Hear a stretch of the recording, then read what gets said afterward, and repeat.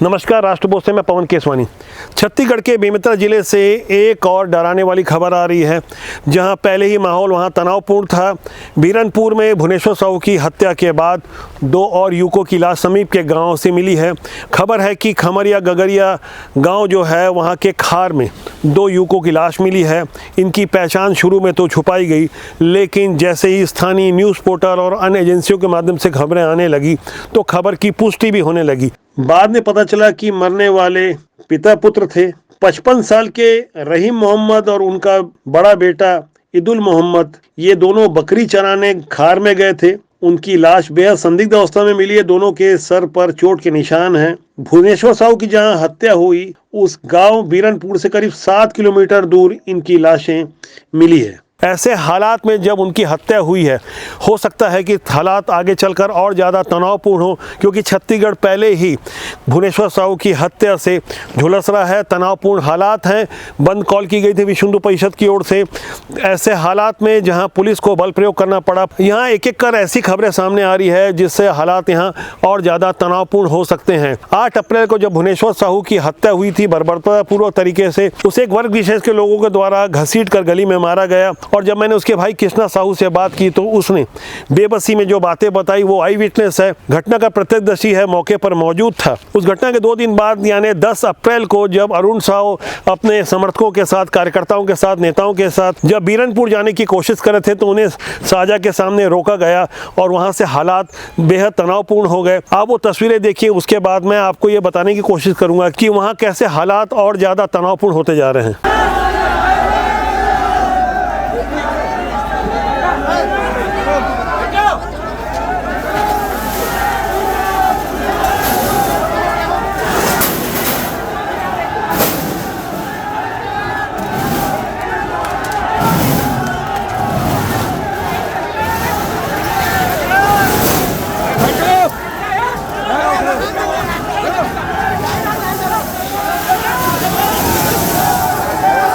बीरनपुर की घटना को लेकर सीएम भूपेश बघेल का भी बयान सामने आया है। उन्होंने शांति की अपील की है। जो घटना घटी है वो नहीं होना चाहिए था। 2 बच्चों के बीच की लड़ाई है और उसके बाद एक नौजवान की हत्या हो गई। सभी लोगों से मैं अपील करता हूं कि शांति बनाए रखें, कानून अपना काम करेगा। जो भी आरोपी हैं उनके खिलाफ सख्त कार्रवाई की जाए। सीएम भूपेश बघेल की सद्भावना अपील के साथ हमें एक और बड़ी खबर मिली है। मृतक भुवनेश्वर साहू के परिवार के एक सदस्य को सरकारी नौकरी और 10 लाख रुपए देने का ऐलान किया गया है। आप जो तस्वीरें देख रहे हैं, साहू समाज के अध्यक्ष हैं टहल साहू, संदीप साहू जो पूर्व राष्ट्रीय अध्यक्ष रहे हैं और तेलंगानी बोर्ड के अध्यक्ष हैं। इन दोनों ने भुवनेश्वर साहू के परिवार से मुलाकात की थी और साहू समाज की ओर से 1 लाख रुपए देने की पहले ही घोषणा की थी। इसके बाद अब जो खबर आ रही है कि भुवनेश्वर साहू के परिजनों को छत्तीसगढ़ शासन की ओर से सरकारी नौकरी और 10 लाख रुपए देने का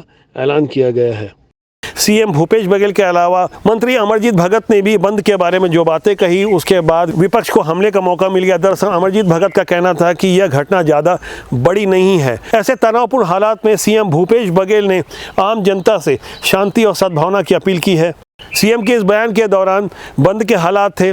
बंद को लेकर मंत्री अमरजीत भगत ने जो बातें कही, उसके बाद भारतीय जनता पार्टी को भी हमले का एक और मौका मिल गया। दरअसल मंत्री अमरजीत भगत ये बताने की कोशिश कर रहे थे यह घटना बहुत बड़ी नहीं है। मंत्री के इस बयान के बाद अनुसूचित जनजाति मोर्चा भारतीय जनता पार्टी के अध्यक्ष विकास मरकाम का भी बयान आया। अब दोनों ही नेताओं की उन बातों को सुनिए, उसके बाद आपको समझ में आ जाएगा कि यहाँ किस तरह से राजनीति हो रही है।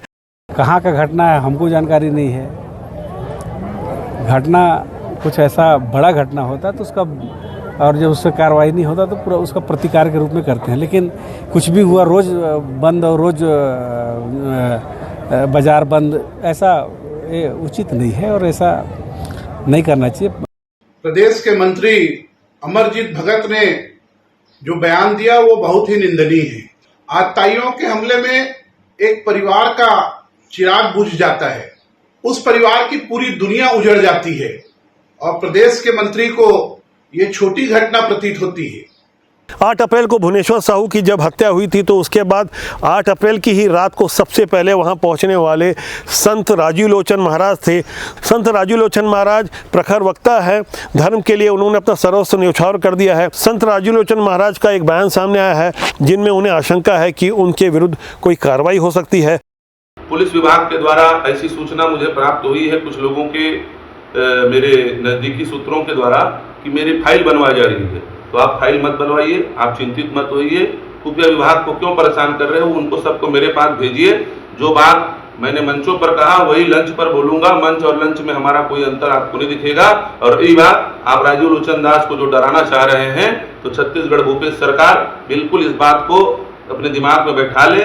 साधु हैं, धर्म के लिए शरीर त्यारण किया, धर्म के लिए शरीर त्याग देंगे। हमारा कोई राजनीतिक एजेंडा नहीं।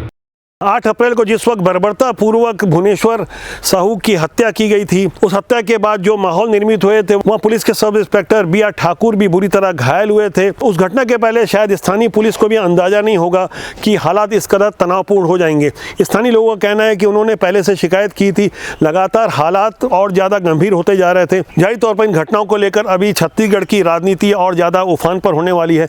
विश्व हिंदू परिषद के प्रदेश कार्यकारी अध्यक्ष चंद्रशेखर वर्मा, जिन्होंने 10 अप्रैल को छत्तीसगढ़ में बंद का आह्वान किया था, चंद्रशेखर वर्मा के अलावा विश्व हिंदू परिषद के राष्ट्रीय प्रवक्ता विनोद बंसल ने भी आधिकारिक रूप से विश्व हिंदू परिषद की ओर से बयान जारी किया है।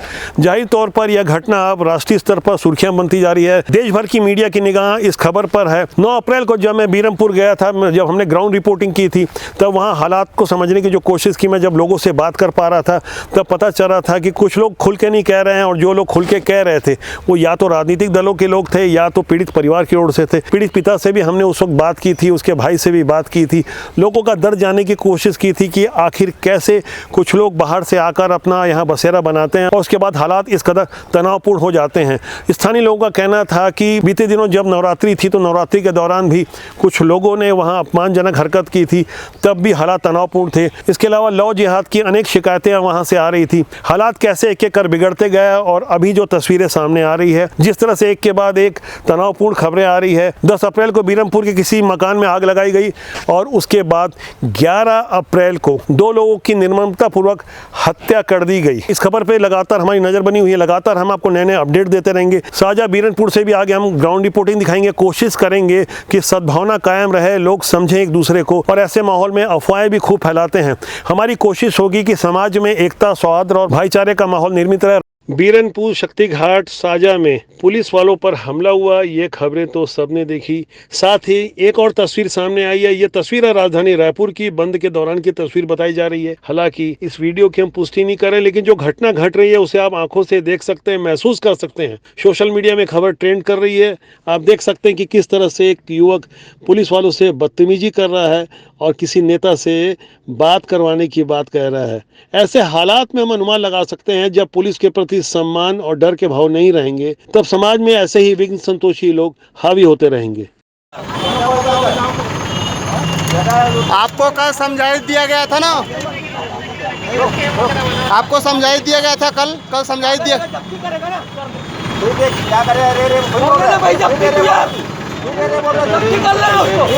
नहीं, कोई रेबे नहीं बोला है, आप बोल रहे हो। तमीज से बात कर रहे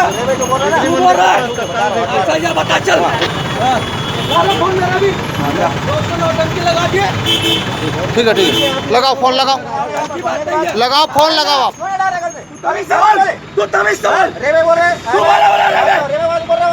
अब तुम लोग को अगर कोई उल्टी बात अब भर के बता, छू के बता, पुलिस को छू के बता ना तू। अभी भरने मारने की बात कर रहे हो ना, मार के छू के बता ना तू। राजबोध एक जिम्मेदार न्यूज़ चैनल है। हमारी कोशिश रहेगी कि देश और समाज के लिए हम कुछ बेहतर कर सकें। आपसे भी आग्रह है कि सद्भावना युक्त व्यवहार को कायम रखें। जाना समझना जरूरी कि आखिर समाज जा कहाँ रहा है और हमें समाज और देश के लिए कितना बेहतर करना चाहिए। नमस्कार।